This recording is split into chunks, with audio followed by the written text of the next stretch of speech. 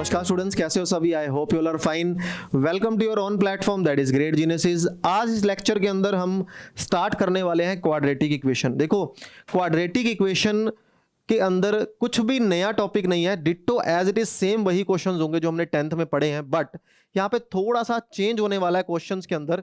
क्योंकि पहले हम लोग क्या निकाला करते हैं, हम 10th वाले क्वेश्चंस के अंदर हम क्या करा करते थे, डिस्क्रिमिनेंट निकाला करते थे।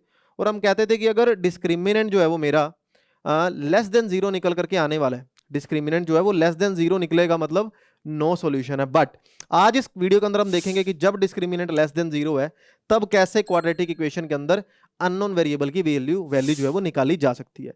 तो फटाफट से स्टार्ट करते हैं कॉन्सेप्ट, और इससे अगली एक्सरसाइज में समझेंगे कैसे डिफरेंट टाइप ऑफ क्वेश्चंस यहाँ पे निकल करके जा सकते हैं। तो सबसे पहला समझते हैं जी हम कॉन्सेप्ट। वो कहता है कि क्वाड्रेटिक इक्वेशन, जर्नल और स्टैंडर्ड क्वाड्रेटिक इक्वेशन, एक तो जर्नल इक्वेशन होती है और एक स्टैंडर्ड इक्वेशन होती है। अब यहां पे जर्नल और स्टैंडर्ड का मीनिंग मेरे पास क्या हुआ? जर्नल क्वाड्रेटिक इक्वेशन और स्टैंडर्ड फॉर्म। सबसे पहली बात, अगर मैं बात करूं मेरे जर्नल फॉर्म की, अगर हम बात करें जर्नल फॉर्म की, तो जर्नल फॉर्म मेरे पास कहता है कि कोई भी क्वाड्रेटिक इक्वेशन है, जैसे कि एक्स स्क्वायर, जैसे कि 2x स्क्वायर प्लस एक्स, जैसे कि एक्स स्क्वायर प्लस 1, इस तरह की कोई भी क्वाड्रेटिक इक्वेशन आ जाए वो क्वाड्रेटिक इक्वेशन जर्नल है। बट स्टैंडर्ड क्वाड्रेटिक इक्वेशन हमारे पास बोलता है, स्टैंडर्ड फॉर्म हमारे पास बोलती है कि अगर आप इस ऐसे टाइप के क्वाड्रेटिक इक्वेशन के बारे में कुछ बात कर रहे हो, ऐसे टाइप के कुछ क्वाड्रेटिक इक्वेशन के बारे में बात कर रहे हो जो इस फॉर्म के अंदर पड़ी है, तो this form is known as the standard quadratic equation, जहां पर ए को बोला जाता है coefficient of x square, b को बोला जाता है कोफिशिएंट ऑफ एक्स, और सी को बोला जाता है कांस्टेंट टर्म। तो ये है जी जर्नल फॉर्म और स्टैंडर्ड फॉर्म, जर्नल फॉर्म और स्टैंडर्ड फॉर्म। अब देखते हैं कि कैसे वन बाय वन हमारे से ये डिस्कस करा के जाता है। पहले तो अपन ने क्वाड्रेटिक इक्वेशन पढ़ी जो हमने 10th में भी पढ़ी थी, है ना। तो दूसरी बात करते हैं प्योर क्वाड्रेटिक की। अब ये प्योर का क्या मतलब हुआ भैया? प्योर क्वाड्रेटिक इक्वेशन का मतलब है एक ऐसी क्वाड्रेटिक इक्वेशन, एक ऐसी क्वाड्रेटिक इक्वेशन जिसके अंदर लीनियर टर्म है ही, linear in the sense X की पावर 1 वाली टर्म है ही नहीं। एक्स स्क्वायर, टी स्क्वायर, ये सारी मेरी क्या है? प्योर क्वाड्रेटिक है। मतलब क्वाड्रेटिक टर्म के अलावा सब कुछ ही गायब कर दिया, ठीक है। नेक्स्ट टॉपिक आता है quadratic equation can not have more than 2 roots.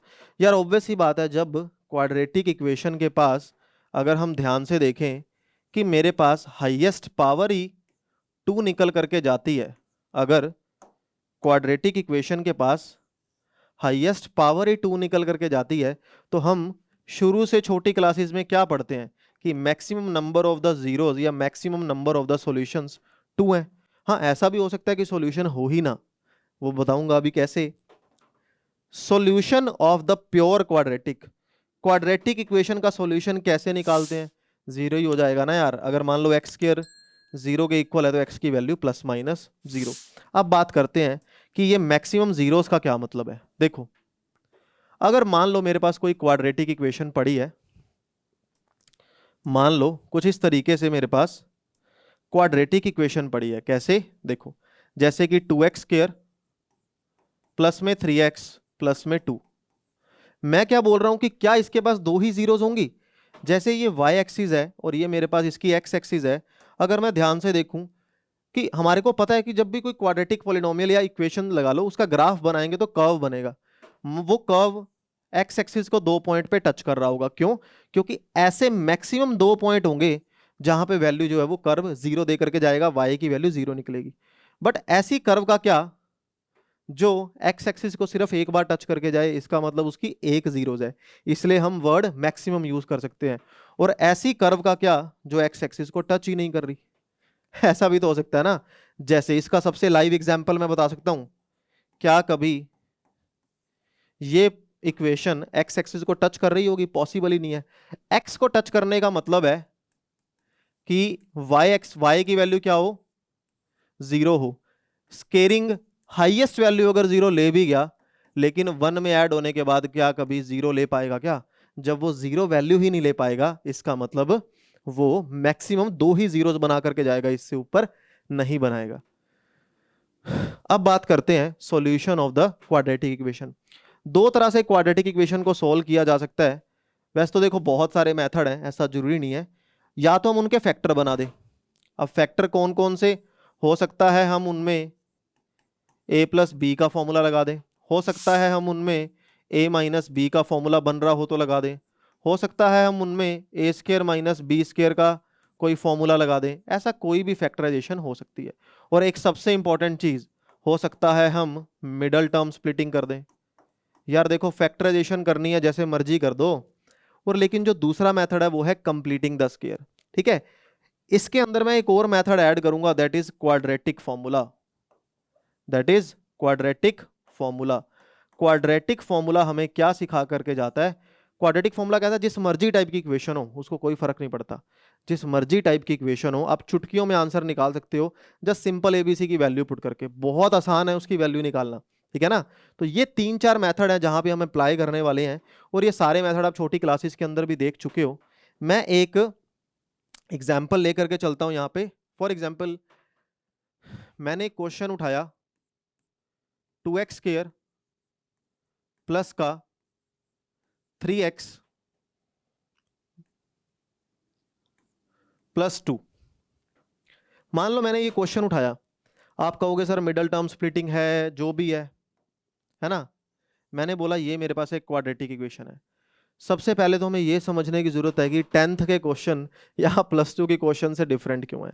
10th के क्वेश्चन यहाँ +2 के क्वेश्चन से डिफरेंट इसलिए है +1 के, क्योंकि यहाँ पे डिस्क्रिमिनेंट लेस देन 0 है। चेक कर लो, अगर मैं यहाँ पे a की वैल्यू ढूंढूं तो a की वैल्यू आ रही है 2, b की वैल्यू आ रही है 3 और c की वैल्यू आ रही है 2, यानी कि a b c की वैल्यू आ रही है। अब अगर a b c की वैल्यू मेरे पास निकल करके आ रही है, और अगर मैं डिस्क्रिमिनेंट की वैल्यू निकाल करके दिखाऊं, यानी कि बी स्क्र माइनस 4ac निकालें, तो ये हो जाएगा 3 का स्क्वायर माइनस a की वैल्यू कितनी है 2 और c की वैल्यू कितनी है 2। तो ये आंसर हो गया 9 माइनस में 4 2 ज़ा 8 2 ज़ा 16। तो आंसर कितना निकल करके आ गया? माइनस का 7। तो जब डिस्क्रिमिनेंट लेस देन 0 होता था हम क्या कहते थे? No solution is there, solution possible ही नहीं है। अब जिन डिफरेंट टाइप ऑफ मेथड्स के बारे में मैंने बात की, उन सारे मेथड्स के ऊपर डिस्कस करते हैं। सबसे पहला हम बात करें मिडल टर्म स्प्लिटिंग की। देखो एक सीधी सीधी मैं बात बताऊंगा, ऐसा जरूरी नहीं है कि किसी पे मिडल टर्म स्प्लिटिंग लगेगा ही लगेगा, ऐसा बिल्कुल भी जरूरी नहीं है, ठीक है। बट हाँ चेक तो कर सकते हैं ना हम। देखो कैसे, 2x स्क्वायर प्लस का 3x और प्लस का 2, ऐसे कौन से दो नंबर हैं जिनकी मल्टीप्लाई करे तो 4 आ जाए, प्लस माइनस करने से 3 आ जाए? क्या ऐसे दो नंबर, सॉरी प्लस का 3 आ जाए, तो क्या ऐसे दो नंबर पॉसिबल है, एग्जिस्ट करते हैं? नहीं करते। तो ऐसे दो नंबर एग्जिस्ट नहीं करते, तो मिडल टर्म स्प्लिटिंग की जगह यूज किया जाता है कंप्लीटिंग द स्क्वायर का। बट कंप्लीटिंग द स्क्वायर को एक और मेथड इजी बना करके जाता है, उस मेथड का नाम है क्वाड्रेटिक फॉर्मूला। तो यही क्वेश्चन मैं आपको दो तरीकों से बताने वाला हूं, और एक्सरसाइज के जितने भी क्वेश्चन होंगे मैं सारे क्वाड्रेटिक फॉर्मूला से ही करूंगा, ठीक है। तो जैसे मर्जी आप जिस मर्जी मेथड से कर सकते हो, बिल्कुल आप ही की चॉइस है। कंप्लीटिंग द स्क्वायर क्या कहता है कि सबसे पहले अगर कुछ इस तरह का क्वेश्चन आपको दिया गया है, आप क्या करो, एक्स स्क्वायर का कॉफिशिएंट वैनिश कर दो। और एक्स स्क्वायर के कॉफिशिएंट को वैनिश करने का मतलब है जो ये एक्स स्क्वायर का कॉफिशिएंट पड़ा है 2, जो एक्स स्क्वायर का कॉफिशिएंट पड़ा है उसी से ही डिवाइड कर दो। तो ये बन जाएगा एक्स स्क्वायर, ये बन जाएगा 3/2x, ये बन जाएगा 1 इज इक्वल टू 0, ठीक है। ये मेरे पास जो है वो कंप्लीटिंग द स्क्वायर से वैल्यू बन गई। अब देखो x square plus 3/2x plus में 1। अब अगला स्टेप कहता है जो भी x का कोफिशिएंट बचा, जो भी x का कोफिशिएंट बचा उसका हाफ कर लो, यानी कि 3/2 का हाफ क्या हो जाएगा? 3/4।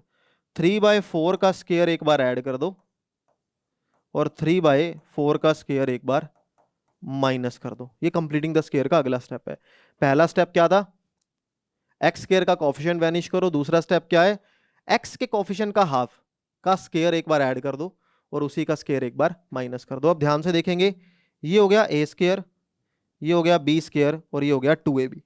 तो इसको बंद किया जाता है, बंद किया जा सकता है फॉर्मूले के अंदर, और वो फॉर्मूला क्या है, x प्लस 3/4 का होल स्क्वायर, x प्लस 3/4 का होल स्क्वायर, ठीक है ना, यानी कि a प्लस बी का होल स्क्वायर।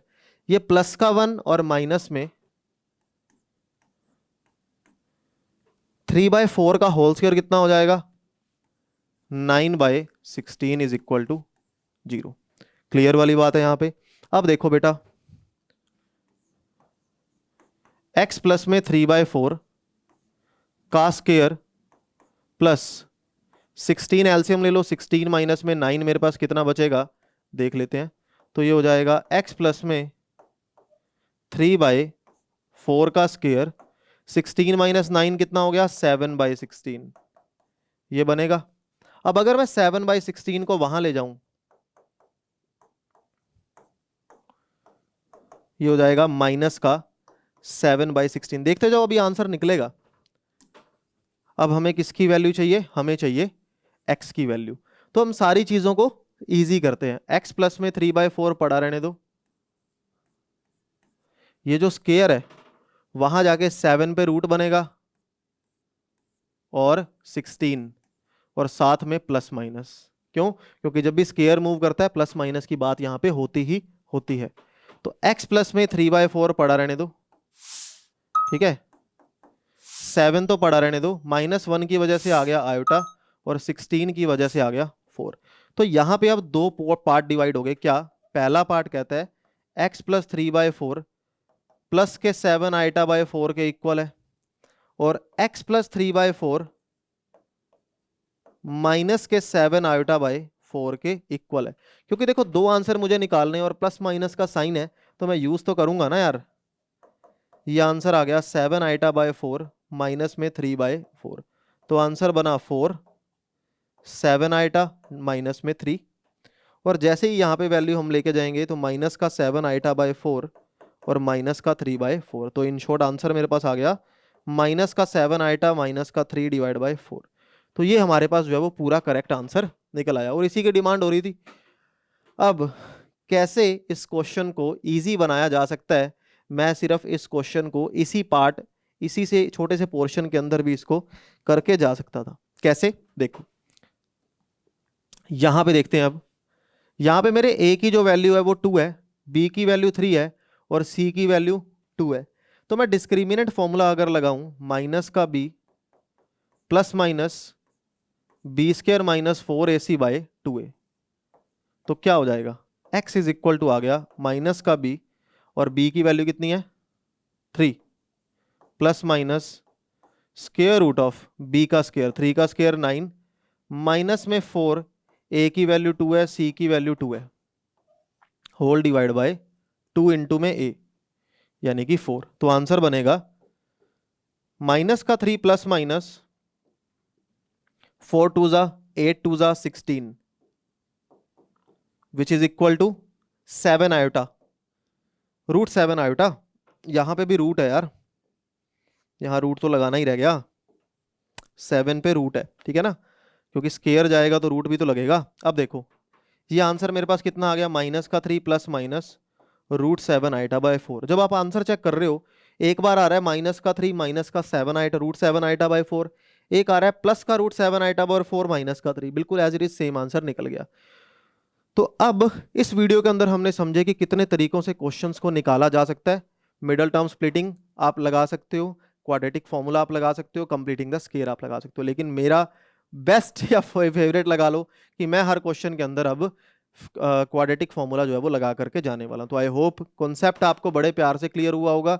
अगली वीडियो के अंदर हम समझते हैं न्यूमेरिकल, शुरू करते हैं अगली वीडियो के अंदर, कुछ नया सीखते हैं, और सेम टाइम सेम जगह अगले दिन। अगर वीडियो आपको अच्छी लगी है तो वीडियो को लाइक और शेयर जरूर करेंगे। मिलते हैं अगली वीडियो के अंदर सेम टाइम सेम जगह अगले दिन। Have a good day to all of you, bye bye bye.